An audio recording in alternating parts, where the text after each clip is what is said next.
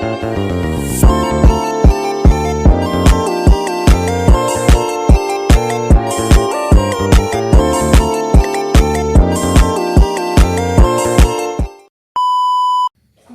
warahmatullahi wabarakatuh. Salam sejahtera bagi kita semua.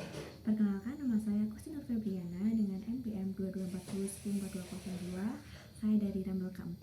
Nah, pada hari ini saya akan menayangkan pembahasan materi yang sebelumnya sudah saya pelajari, dan nantinya terdapat 4 bab.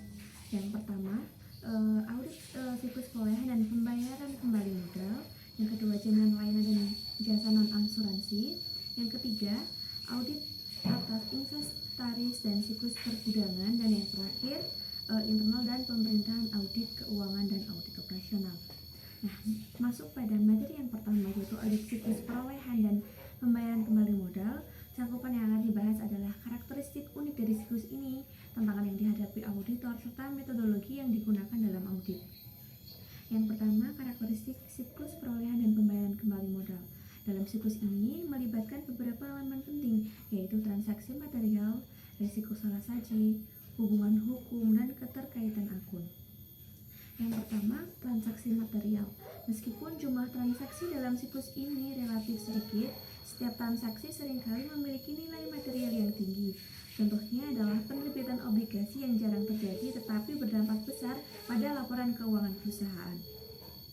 Yang kedua, risiko salah saji. Nah, kesalahan atau penyajian yang salah dalam transaksi dapat berakibat fatal. Oleh karena itu, auditor harus memastikan bahwa semua transaksi dicatat dengan benar. Yang ketiga, yaitu hubungan hukum. Terdapat hubungan hukum antara entitas klien dengan pemegang saham dan kreditor. Auditor perlu memverifikasi bahwa semua persyaratan perjanjian utang atau ekuitas telah dipenuhi. Yang keempat, keterkaitan akun. Pada hubungan langsung antara akun bunga dan dividen dengan utang dan juga ekuitas. Ini memerlukan perhatian khusus dari auditor untuk memastikan akurasi laporan keuangan. Yang kedua, yaitu proses audit dalam siklus ini. Dalam melakukan audit, auditor mengikuti beberapa langkah sebagai kunci utama. Yang pertama, yaitu melakukan pengujian pengendalian. Auditor harus memastikan bahwa ada kontrol internal yang memadai untuk mengelola wesel bayar dan juga beban bunganya. Yang kedua, melakukan pengujian substantif. Auditor melakukan pengujian substantif terhadap transaksi untuk memastikan bahwa semua kewajiban dinyatakan dengan benar. Yang ketiga, melakukan analisis prosedur. Nah, penggunaan prosedur analitis sangat penting untuk mengevaluasi kewajaran beban bunga dan memastikan bahwa tidak ada wesel bayar yang dihilangkan. Dan sebagai ilustrasi, mari kita lihat pada kasus Able Construction Company. Perusahaan ini menggunakan metode akuntansi presentasi penyelesaian untuk mengakui pendapat dari kontrak konstruksi jangka panjang. Sayangnya, perusahaan mengalami kerugian signifikan pada salah satu proyek besar, namun menyembunyikan dari auditor dengan merekayasa fakturnya. Nah, kasus ini menunjukkan pentingnya integritas dalam laporan keuangan dan bagaimana kesalahan dapat terungkap setelah bertahun-tahun kemudian. Nah, yang ketiga, akun-akun dalam siklus perolehan dan pembayaran kembali modal. Akun-akun utama yang terlibat dalam siklus ini itu meliputi wesel bayar, di mana kewajiban hukum kepada kreditur yang mungkin tidak dijamin atau dijamin menggunakan aset.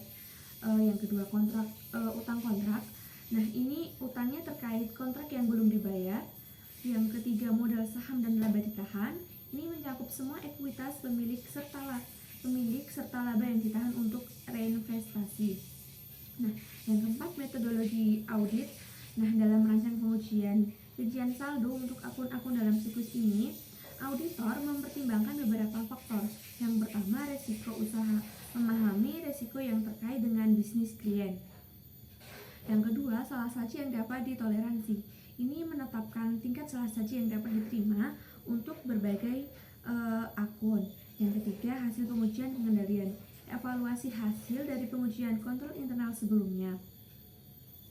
Nah, dari materi yang tadi sudah saya sampaikan, kesimpulannya itu audit siklus perolehan dan pembayaran kembali modal merupakan proses kompleks yang memerlukan perhatian khusus terhadap detail dan integritas data keuangan.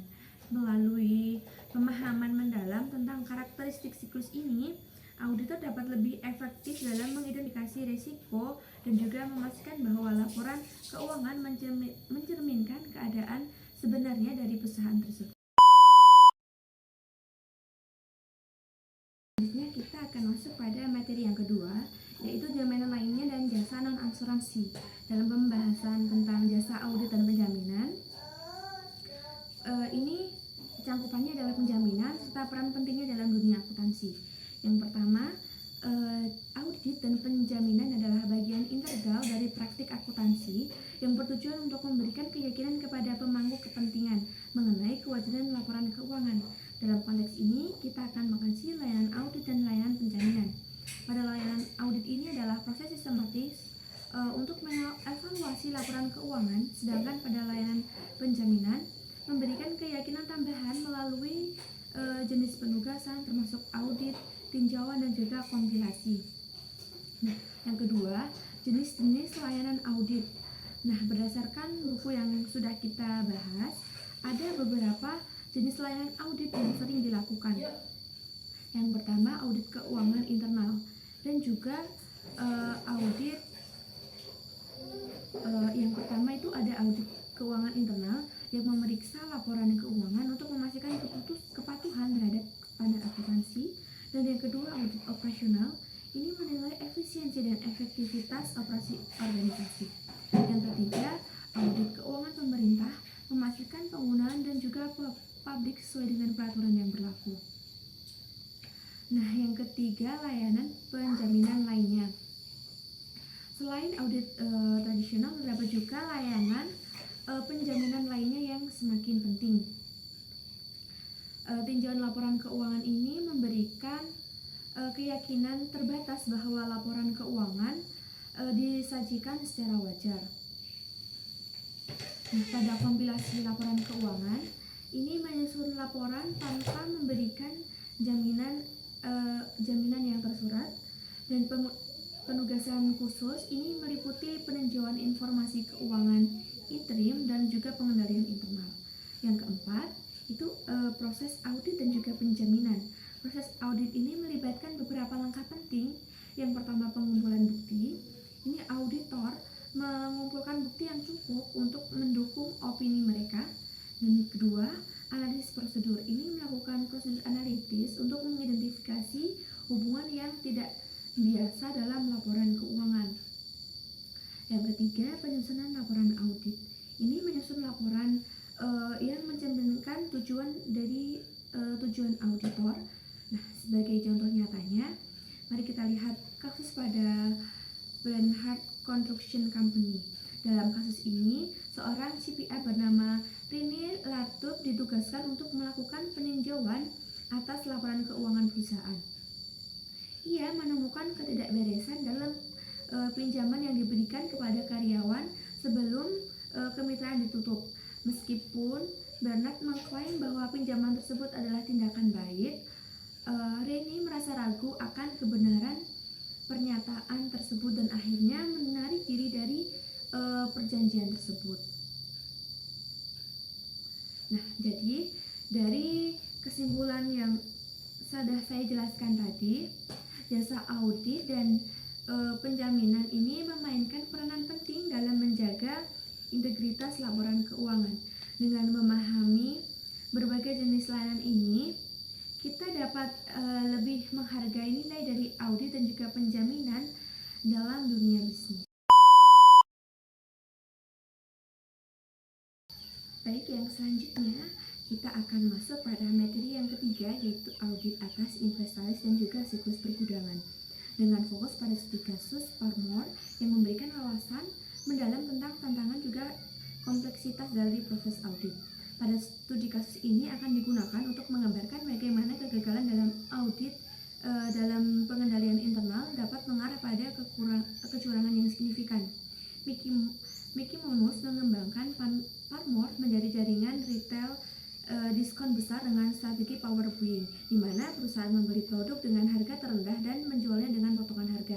Namun, untuk menutupi kerugian yang diakibatkan oleh harga jual yang lebih rendah dari biaya, Monus dan timnya terlibat dalam praktik akuntansi kreatif. Mereka menggunakan faktur palsu dan entry jurnal yang tidak akurat untuk meningkatkan nilai inventaris dan menurunkan harga pokok penjualan. Praktik ini tidak terdeteksi oleh auditor yang hanya memeriksa beberapa lokasi dari total 300 toko. Nah, fungsi bisnis dan siklus inventaris dan pergudangan. Pada siklus inventaris ini terdiri dari 6 fungsi utama. Yang pertama, pengadaan bahan baku. Proses dimulai dengan permintaan pembelian untuk bahan baku. Yang kedua, penerimaan bahan, pemeriksaan kuantitas dan juga kualitas bahan yang diterima. Yang ketiga, penyimpanan bahan disimpan di gudang hingga waktu yang dibutuhkan. Yang keempat, pemrosesan barang, ini mengubah bahan baku menjadi bahan jadi. Yang kelima, penyimpanan barang jadi. Barang jadi ini disimpan untuk menunggu pengiriman. Dan juga yang keenam ini pengiriman barang jadi, pengiriman barang kepada pelanggan sebagai bagian dari transaksi penjualan. Nah, setiap fungsi ini memerlukan kontrol yang ketat untuk memastikan akurasi dalam laporan keuangan. Nah, terdapat tantangan dalam audit persediaan yang dimana ini sering terjadi karena beberapa faktor. Karena persediaan adalah yang pertama karena ini adalah akun terpesan di neraca. Lokasi yang kedua, lokasi fisik yang berbeda menyulitkan kontrol dan juga perhitungan.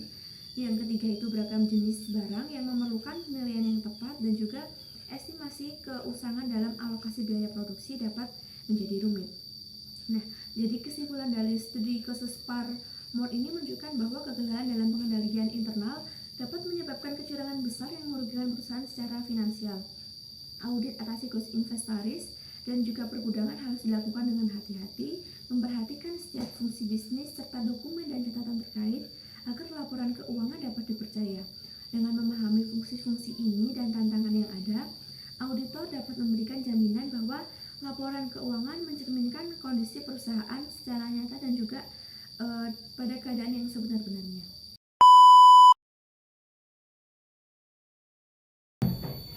Baik, yang selanjutnya kita akan masuk pada materi yang terakhir, yaitu tentang internal dan pemerintahan audit keuangan dan audit operasional. Nah, audit keuangan adalah audit operasional merupakan dua aspek penting dalam pengelolaan keuangan dan operasional sebuah organisasi, baik di sektor publik maupun swasta. Dalam konteks pemerintahan, audit ini memiliki peranan krusial untuk memastikan transparansi, akuntabilitas, dan efisiensi penggunaan anggaran publik. Nah, pada pembahasan ini akan membahas secara mendalam mengenai audit keuangan dan audit operasional serta perannya dalam meningkatkan kinerja organisasi pemerintahan. Nah, audit keuangan adalah proses sistematis untuk mengevaluasi laporan keuangan suatu entitas guna memastikan bahwa laporan tersebut sesuai dengan prinsip akuntansi yang berlaku. Tujuan utamanya adalah untuk memberikan opini independen mengenai kewajiban penyajian laporan keuangan. Nah, tujuan dari audit keuangan ini untuk menilai kewajiban laporan keuangan, memastikan bahwa laporan keuangan mencerminkan kondisi keuangan yang sebenarnya. Yang kedua itu meningkatkan kepercayaan publik, memberikan keyakinan kepada pemangku kepentingan bahwa laporan keuangan dapat dipercaya. Yang ketiga, identifikasi risiko. Nah, ini mengidentifikasi potensi risiko yang dapat mempengaruhi kesehatan finansial organisasi. Nah, selanjutnya adalah audit operasional. Ini adalah evaluasi sistematis terhadap efisiensi dan efektivitas operasi suatu entitas. Audit ini bertujuan untuk menilai apakah sumber daya yang ada digunakan secara optimal untuk mencapai tujuan organisasi. Nah, tujuan dari audit operasional ini yang pertama untuk meningkatkan efisiensi, ini mengidentifikasi area di mana proses dapat diperbaiki untuk mengurangi biaya dan meningkatkan produktivitas. Yang kedua, menilai kinerja membandingkan kinerja aktual dengan standar atau tujuan yang telah ditetapkan. Yang ketiga, rekomendasi perbaikan, memberikan saran konkret untuk perbaikan proses dan prosedur. Nah, audit keuangan dan audit operasional memiliki peranan yang sangat penting dalam konteks pemerintahan. Nah, ini untuk meningkatkan akuntabilitas publik, audit membantu memastikan bahwa dana publik digunakan sesuai dengan tujuan yang telah ditetapkan sehingga meningkatkan akuntabilitas pemerintahan kepada masyarakat. Yang kedua, mendorong transparansi. Melalui proses audit, informasi mengenai penggunaan anggaran dan kinerja program pemerintah menjadi lebih transparan sehingga masyarakat dapat mengawasi dan juga menilai kinerja pemerintah. Yang ketiga, memperbaiki kinerja organisasi. Hasil dari audit operasional dapat memberikan wawasan berharga bagi pemerintah untuk memiliki proses dan meningkatkan pelayanan publik. Meskipun penting, Nah, pelaksanaan audit di sektor pemerintahan seringkali menghadapi berbagai tantangan. Yang pertama ini karena kurangnya sumber daya, terbatasnya anggaran dan tenaga ahli dapat menghambat pelaksanaan audit dan juga audit secara efektivitas. Yang kedua, representasi terhadap perubahan. Beberapa organisasi mungkin enggan menerima rekomendasi dari hasil audit. Yang ketiga, kompleksitas regulasi. Banyaknya regulasi yang harus dipenuhi dapat menyulitkan pelaksanaan audit. Jadi kesimpulan dari materi ini adalah audit keuangan dan audit operasional merupakan alat penting dalam pengelolaan organisasi pemerintah yang efektif. Dengan melakukan audit secara rutin, pemerintah dapat memastikan bahwa sumber daya publik dikelola dengan baik, akuntabilitas terjaga, dan kinerja terus ditingkatkan. Oleh karena itu, penting bagi setiap entitas pemerintah untuk memahami dan melaksanakan kedua jenis audit ini sebagai bagian dari upaya meningkatkan pelayanan kepada masyarakat.